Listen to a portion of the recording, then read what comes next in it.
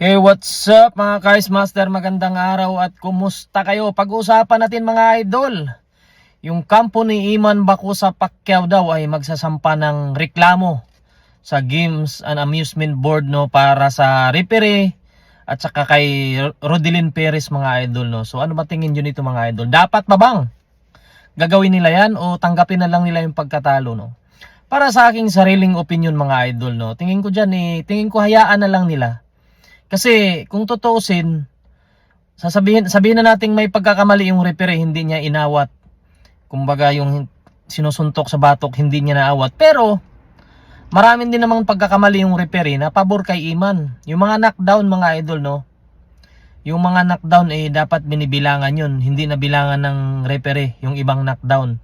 Na talaga namang legit talaga na knockdown. Sinasabi lang na dulas pero na knockdown talaga yun.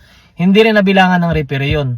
Tapos kung magreklamo naman sila sa boxer kay Rodelyn Perez, oo, sabihin na nating mali siya dahil sinuntok niya sa batok. Pero dala lang kasi ng gigil yun mga idol. Tsaka kaya nga may referee mga idol. Kung may pagkakamali man, tingin ko wala namang mali yung boxer dun. Kasi nga, kaya nga may referee para umawat. Kaso medyo pabaya yung referee, hindi niya naawat kaagad. Kaya nagkaroon, kumbaga tuloy-tuloy yung boxing hero. Ganun naman minsan mga idol, hindi mo talaga maiwasan yung mga ganung pangyayari. Kaya kung ako kay Iman Baco sa kampo nila kay Iman Pacquiao, siguro maganda na lang siguro mag-move on na sila. Tanggapin na nila yung pagkatalo nila, mag-training sila. Kumbaga magsikap sila sa training, pag-aralan nila kung saan sila nagkamali at i-improve nila yung training camp nila kasi mga idol gaya ng sinabi ko walang improvement sa laro ni Iman. Ibig sabihin may problema sa training camp nila. Paulit-ulit lang yung galaw niya.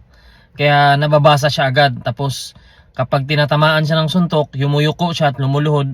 Ano yun mga idol? Kumbaga kung sa ibang kung sa ibang referee yun, bibilangan talaga yun. Swerte lang siya dahil yung referee marami pang pabor sa kanya doon. Ilang knockdown dapat yun. Pero 3 lang yung counted. Kung tutuusin, mas higit pa sa 3 yung counted dun mga idol. Kaya kung ako sa kampo ni Iman Baco sa Pacquiao, tanggapin na lang nila yung pagkatalo nila at mag-training sila. Hard work.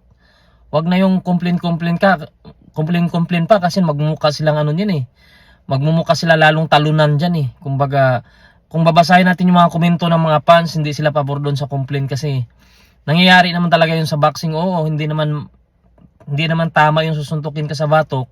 Pero yung mga lapses talaga, nangyayari yun. Hindi talaga maiwasan yun.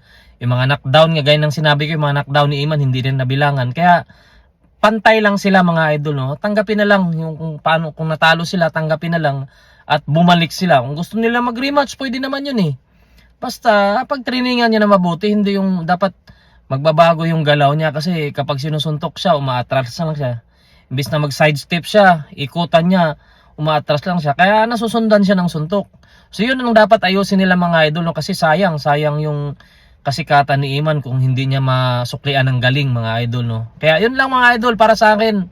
Hindi na dapat magsampa ng kaso o magreklamo yung kampo ni Iman. Tanggapin na lang nila at mag-move on at mag-training ulit para sa next na laban.